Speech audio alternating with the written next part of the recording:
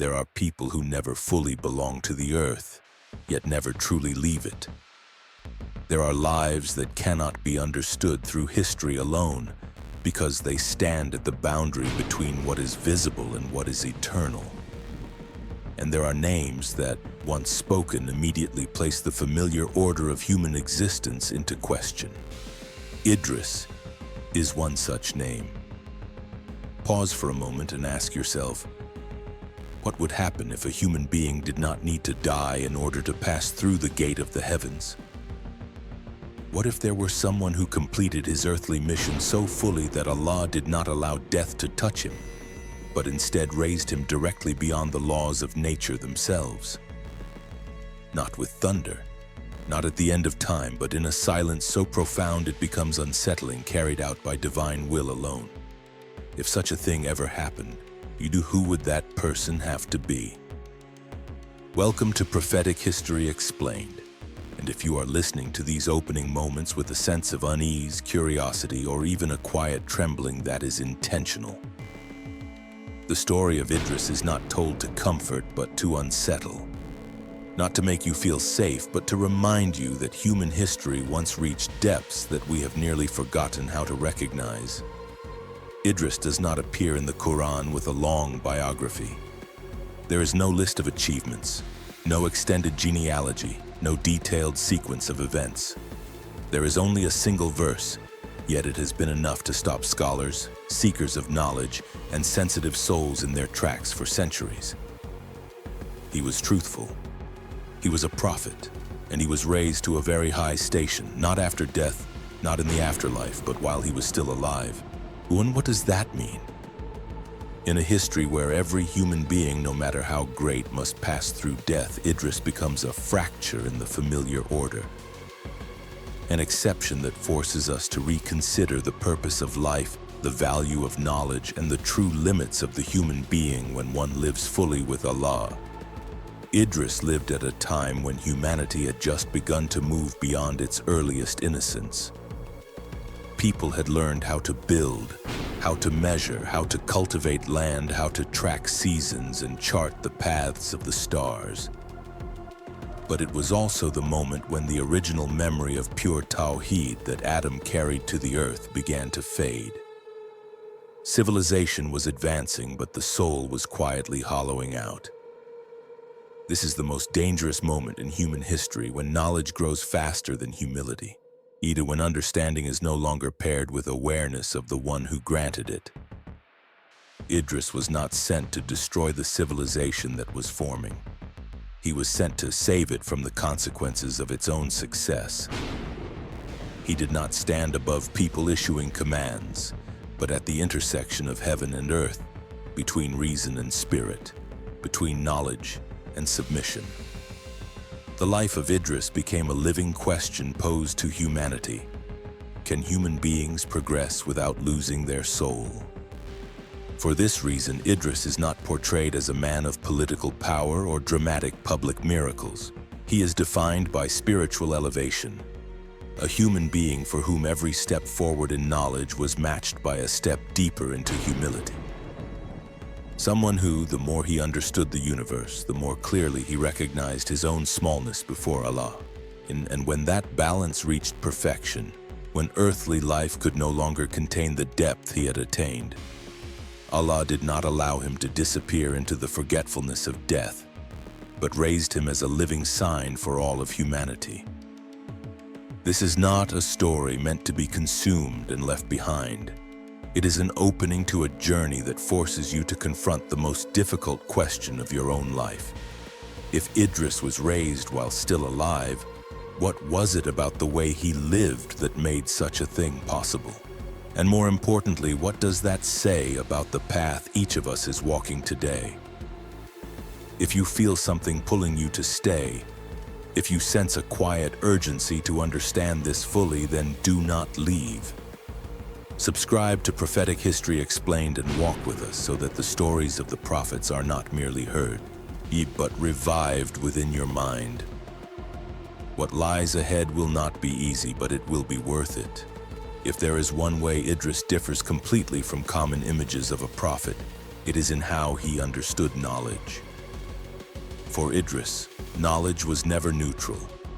It was not a lifeless tool to be used at will, nor an intellectual ornament to display superiority. Knowledge in the worldview of Idris was a form of worship, and this understanding altered the entire trajectory of human development. In his era, people began to observe the world systematically. They looked to the sky and noticed the repetition of seasons, the return of stars, the steady rhythm of the moon. They measured land, divided fields, and memorized planting cycles. But what Idris saw more deeply than anyone else was a quiet danger. When people understand the world but forget the one who placed order within it, knowledge becomes a double-edged blade. It can build, but it can also destroy faster than any punishment. Idris did not reject human curiosity. On the contrary, he sanctified it. He taught that the desire to understand is not something to suppress, but a gift Allah placed within human nature. Yet that gift only becomes noble when it remains connected to its source. That is why every lesson Idris taught did not only answer how, but gently guided people toward asking for whom. When Idris observed the movement of the heavens, he did not stop at predicting seasons or measuring time. He led people toward awe at a precision no human mind could have produced on its own. When he taught numbers, he did not merely teach calculation, but revealed that balance and harmony are not accidental but the signature of a supreme will. When he spoke about the human body, he did not treat it as a machine but as a trust, something entrusted to humanity that must be cared for with knowledge and gratitude. What made the approach of Idris unique was not the scope of knowledge, but the moral posture tied to it. He understood that knowledge can make people feel powerful, and that unchecked power quickly becomes arrogance. For this reason, he taught knowledge not as a path to dominate the world, but as a means to serve it. Learn in order to heal, not to manipulate. Learn to protect life, not to extract from it until nothing remains.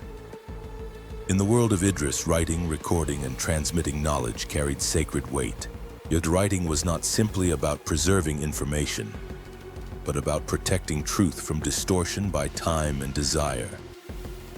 Knowledge that is not recorded with integrity will soon be corrupted, and truth that is passed on without ethics will become a weapon in the hands of those unworthy of it.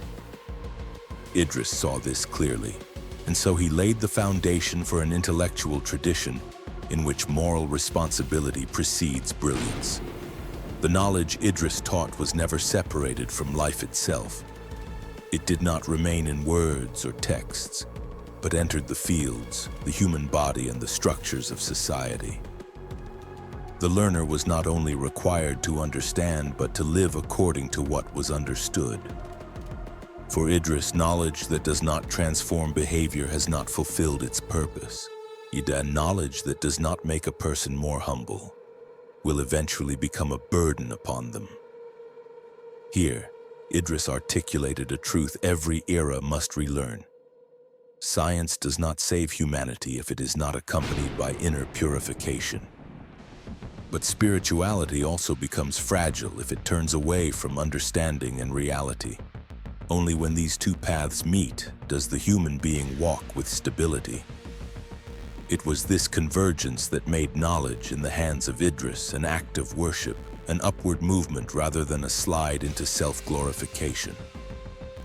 Most of humanity would later forget this lesson. Knowledge would be severed from Allah, and people would be severed from responsibility. Yet the legacy of Idris remains quietly present, like a forgotten standard waiting to be revived.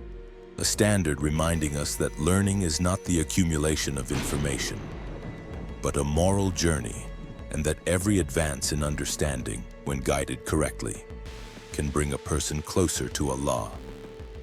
When knowledge is placed where it belongs, its inevitable result is not only individual transformation, but the movement of an entire society. Idris understood this more clearly than anyone of his time. He did not treat knowledge as the private property of an elite few, nor as a symbol of status. For Idris, knowledge carried an unavoidable social responsibility. From that awareness, a radically different model of civilization began to take shape. The society Idris helped cultivate was not measured by monumental structures or territorial expansion, but by how it treated the most vulnerable among its people. Education was not locked within elite circles, but opened as a shared trust. Every individual, regardless of position, was encouraged to observe, learn, understand, and improve life through ethically grounded knowledge. In the world of Idris, an illiterate community was not only underdeveloped, but dangerously exposed to injustice and deviation. Idris did not build society with abstract slogans. He addressed the mechanics of daily life directly. Medicine was no longer a late response to illness, but a responsibility to protect the human body as a sacred trust. Healing was inseparable from dignity, and care was inseparable from compassion. The sick were not seen as burdens, but as lives of value before Allah. From this emerged a culture of care rather than mere management. In economics, Idris recognized that the greatest danger was not poverty itself, but injustice made acceptable. He understood that knowledge of measurement, calculation, and exchange, if detached from fairness, would quickly become a tool of exploitation. For this reason, honesty, balance, and accountability were placed at the center of economic life. Wealth was not treated as sinful, but the manner in which it was acquired and used determined the moral weight of a society. Under the guidance of Idris, agriculture ceased to be a war against nature and became a cooperation with the order Allah placed within the land. Cultivation followed natural cycles without forcing the earth to give beyond its capacity. From this emerged a new awareness. Extraction without preservation is a form of ingratitude. Civilization, if it is to endure, must learn to respect the limits of creation. What distinguished the society shaped by Idris was that no field was considered purely technical. Every structure carried a moral dimension. Education reflected beliefs about human worth. Economics reflected the degree of justice. Healthcare reflected mercy. Governance reflected awareness of accountability before Allah. Idris taught that no system is neutral. Every social choice is an implicit declaration of what a community truly believes. For this reason, Idris did not seek to create a perfect society in an absolute sense. He understood that human beings always carry flaws. What he pursued was a society capable of self-correction, able to return to principle when it strays, and willing to ask moral questions before every advance. In such a society, knowledge does not breed complacency, but self-vigilance. Here, Idris leaves behind a timeless insight. Civilizations do not collapse due to ignorance, but because knowledge becomes detached from responsibility. Communities built solely on efficiency and short-term benefit quickly lose direction in times of crisis. By contrast, societies that ground knowledge in ethics possess the resilience to endure prolonged trials. The social legacy of Idris is not a rigid blueprint to be copied, but a living principle. Every generation must ask, whom does our knowledge serve? Does it protect human dignity or erode it? Does it bring society closer to justice or widen the distance between people? These questions, asked thousands of years after Idris, still carry their original weight. By binding knowledge to social responsibility, Idris demonstrated that civilization is not a destination, but an ongoing moral process. Only when humanity accepts this responsibility does knowledge become light, rather than a fire that consumes what it once built. No path to spiritual elevation exists without passing through loneliness. Idris understood this early. As knowledge spread and enlightened communities began to form, resistance emerged alongside the light. Not everyone is ready to accept truth, especially when it unsettles power, habits, and entrenched interests. At the intersection of illumination and resistance, Idris entered the most severe trial of his life. The opposition he faced was rarely violent. Most of it was subtle, quiet, and prolonged. Those who benefited from ignorance did not need to openly deny him. They only needed to sow doubt, slow the flow of knowledge, and make people fear change. At times, his teachings were distorted. At times, knowledge was stripped of ethics and turned against its original purpose. Idris witnessed this and understood that not every battle can be won through speech or argument. Rather than confronting directly, Idris chose a harder and less understood path: inner withdrawal. He did not abandon responsibility, but temporarily stepped away from societal noise to protect the purity of his mission. In that silence, he returned to the core of everything: his relationship with Allah. He knew that a guide cannot lead others beyond the level of purity they themselves have reached. And if the soul is eroded by anger, pride, or despair, even the most correct knowledge becomes ineffective. The periods of solitude Idris experienced were not escapes from the world, but processes of realignment. There he confronted his own limits, the fragility of human endurance, and the deeper motivations behind every effort he had made. Idris did not ask Allah why people resisted the light. He asked whether he himself was pure enough to carry it further. That question became the blade of purification, cutting away subtle traces of ego that even sincere individuals struggle to detect. In long nights of contemplation, Idris came to a difficult but necessary truth. Not every truth arrives to be immediately accepted. Some truths can only survive if the one who carries them is willing to endure misunderstanding and isolation. And at certain moments, the most faithful act is not speaking more, but remaining silent to preserve the message from being stained by meaningless conflict. During this phase, in the spiritual life of Idris entered a deeper dimension.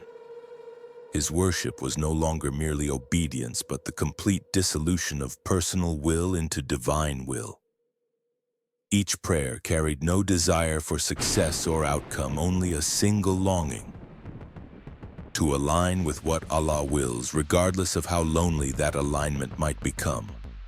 This purification did not occur in an instant. It was prolonged, quiet, and at times merciless. There were days when Idris felt the distance between himself and humanity acutely. Moments when even those who once learned from him turned away as the light grew too intense.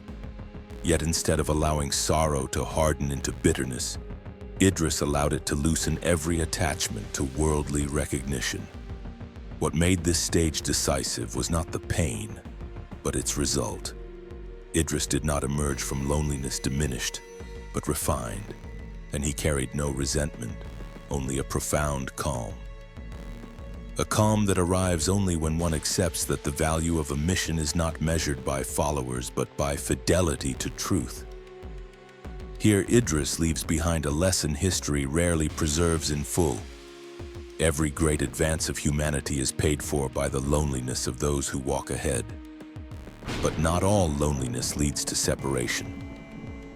There is a form of solitude that draws one closer to Allah, and from there enables one to return to the world without being consumed by it.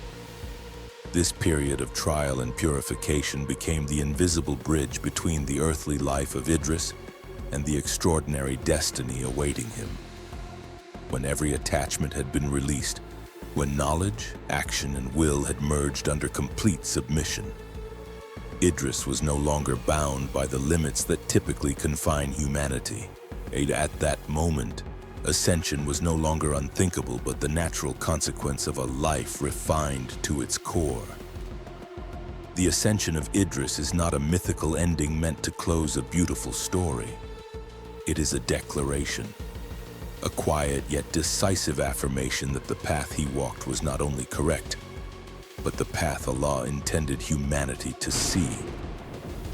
When Idris was raised while still alive, the message was not that he was finished, but that this is the destination. In the history of the prophets, death is usually the final transition, where earthly mission closes and eternity begins. But with Idris, Allah chose otherwise, not because he surpassed other prophets in competition, but because his life carried a message that required an unprecedented sign. Idris did not pass through death to meet Allah. He was raised while still human.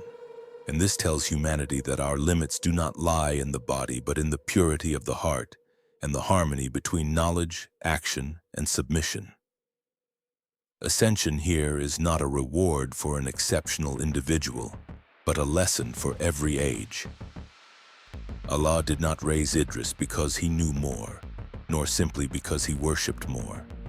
Idris was raised because he lived a life without separation between understanding and humility, between progress and ethics, between the world and the sacred. His life became proof that when a human reaches such unity, the world can no longer contain them in ordinary ways. Crucially, Idris did not leave humanity to deny the value of earthly life. On the contrary, his ascension affirms that the world matters, but only when it is lived in the right direction. Knowledge is not diminished, it is honored. Labor is not secondary, it is worship. Serving society is not a burden, it becomes a means of purification. Idris did not abandon a meaningless world, but left behind a standard for how to live within it. From that moment on, Idris ceased to exist as a historical figure and became a spiritual benchmark. His legacy does not rest in a single institution or closed doctrine, but in a lived principle. That principle flows through later prophets, adapts to different contexts and communities, and ultimately reaches complete balance in the mission of Muhammad, peace be upon him. There, what Idris initiated finds its perfect form, a religion inseparable from life, and a life that never turns away from Allah. In the modern world, where knowledge advances faster than humanity's moral capacity, the story of Idris becomes unsettling in a new way. It is not merely inspirational, but confrontational. People today know much, yet are increasingly lost when asked why. Civilization reaches unprecedented heights, yet inner emptiness deepens.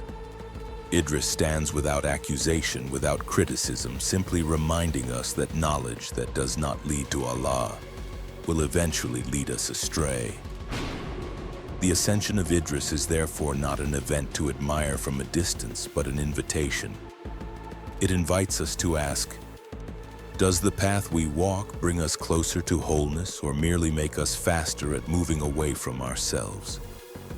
Does the knowledge we gather make us more humble, or convince us that we no longer need Allah? Do our achievements uplift humanity, or merely inflate the ego? Idris left no formula for ascension. He left a direction that requires patience, because it does not offer immediate glory. It demands honesty because it forces us to confront our own motives. And it requires commitment, because one cannot fully cling to the world and still expect to reach spiritual heights. In the end, the ascension of Idris affirms a simple but profound truth. The ultimate purpose of life is not to be remembered, but to be aligned. Aligned with what Allah intends human beings to become. When a life reaches that alignment, ordinary limits no longer hold. And although not everyone will be raised as Idris was, the path he walked remains open to all. A path where knowledge does not betray faith, where action does not abandon ethics, and where every step forward in the world can also be a step toward Allah. The deepest lesson Idris leaves behind is not how high a human can be raised, but where we are going with what we know. In an age overflowing with information yet starved of meaning, Idris reminds us that learning is not for domination, but for service. Achievement is not for display, but for bearing greater responsibility. And true progress is not measured by speed, but by how much humility remains before Allah. Applying this lesson today does not require us to become scholars or ascetics. It begins with simple choices. Learning with the awareness that knowledge is a trust. working with the understanding that labor is worship, using what we know to lift others rather than elevate the self. It means asking ourselves each day whether what we pursue brings us closer to wholeness or pushes us further away. Idris does not call us to abandon the world, but to live within it without losing the soul. And if this story feels less like history and more like a message for our own time, you are not alone. Join the Prophetic History Explained community to explore more stories, lessons, and depths of prophetic lives, from sacred history to values that illuminate modern life. And do not forget to subscribe so Prophetic History Explained can continue bringing you thoughtful, authentic, and meaningful content in the videos to come.